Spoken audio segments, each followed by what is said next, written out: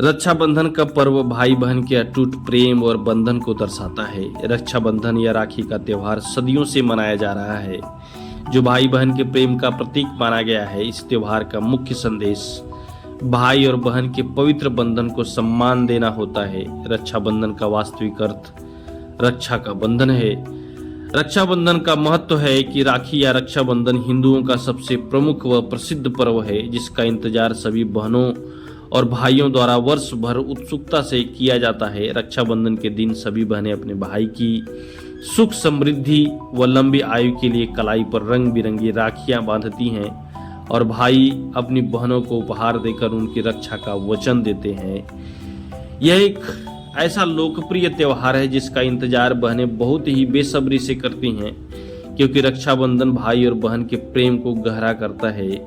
रक्षाबंधन भारतीय परंपराओं का एक ऐसा पर्व है जो भाई बहन के स्नेह के साथ साथ प्रत्येक सामाजिक संबंधों को मजबूती प्रदान करता है। इसी वजह से इस त्योहार का भाई बहन को आपस में जोड़ने के साथ साथ अपना विशेष सांस्कृतिक और सामाजिक महत्व भी है।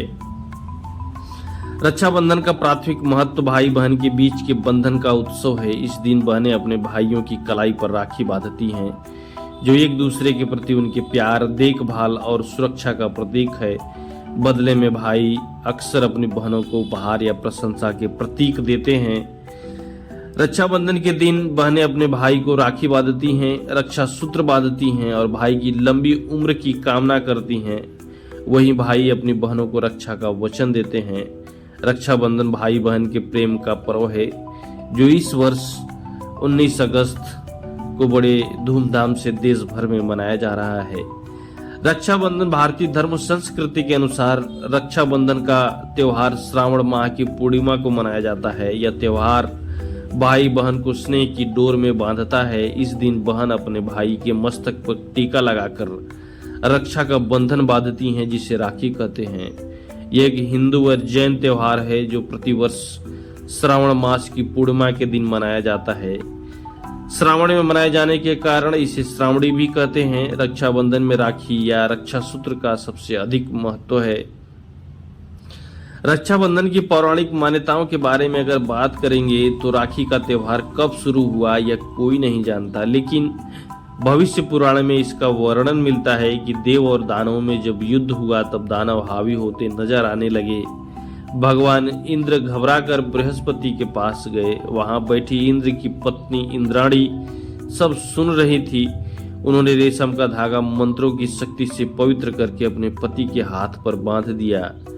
संयोग से श्रावण पूर्णिमा का दिन था। लोगों का विश्वास है कि इस दिन इंद्र इस लड़ाई में इसी धागे के मंत्र की शक्ति से विजयी हुए। उसी दिन से श्रावण पूर्णिमा के दिन यह धागा बांधने की प्रथा चली आ रही है। यह धागा धन, शक्ति, हर्ष और विजय देने में पूरी तरह समर्थ माना जाता है। इतिहास में कृष्ण और द्रौपदी की कहानी भी बहुत प्रसिद्ध है, जिसमें युद्ध के दौरान श्री कृष्ण की उंगली घायल हो जाती है।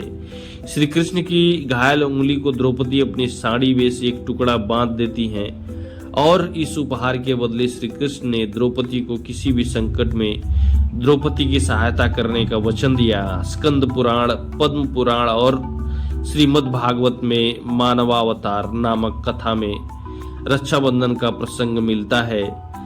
धार्मिक मान्यता के अनुसार तब से इस परंपरा की शुरुआत हुई। देश के अलग अलग राज्यों में रक्षाबंधन को लेकर अलग अलग मान्यता भी है।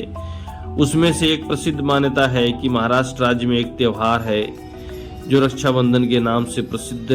यह त्योहार नारियल पूर्णिमा या श्रावणी के नाम से विख्यात है। इस दिन लोग नदी या समुद्र के तट पर जाकर अपने जनेऊ बदलते हैं और समुद्र की पूजा करते हैं। इस अवसर पर समुद्र के स्वामी वरुण देवता को प्रसन्न करने के लिए नारियल अर्पित करने की परंपरा भी है। यही कारण है कि इस दिन के लिए मुंबई के समुद्री तट नारियल के फलों से भर जाते हैं। फिलहाल ये रही रक्षाबंधन से जुड़ी हुई कुछ विशेष जानकारी। फिलहाल इस वीडियो में इतना ही। मिलते हैं एक नई वीडियो।